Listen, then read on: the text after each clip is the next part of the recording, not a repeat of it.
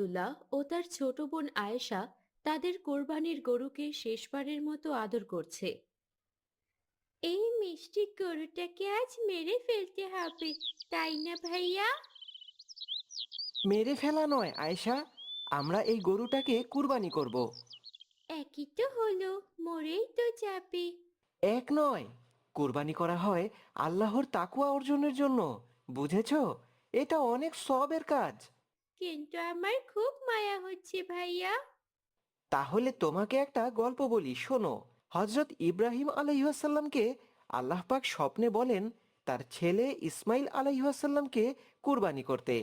আল্লাহর সন্তুষ্টির জন্য তিনি তার প্রিয় পুত্রকে কুরবানি করতে নিয়ে যান, কিন্তু আল্লাহর আদেশে সেখানে একটি দুম্বা কুরবানি হয়। এই জন্যই আমরা প্রতি বছর কোরবানি দেই।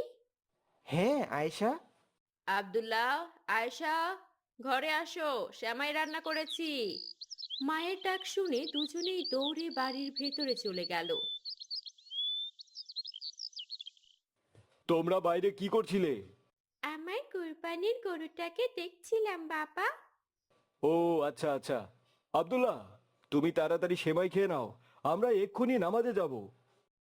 সেমাই খাবো না বাবা, আমার ইচ্ছে করছে না। ঈদের দিনে মিষ্টি জাতীয় কিছু খেয়ে নামাজে যাওয়া সুন্নত বাবা, খেয়ে নাও। হ্যাঁ, আমিও এটা জানি। তাছাড়া সকালে উঠে গোসল করা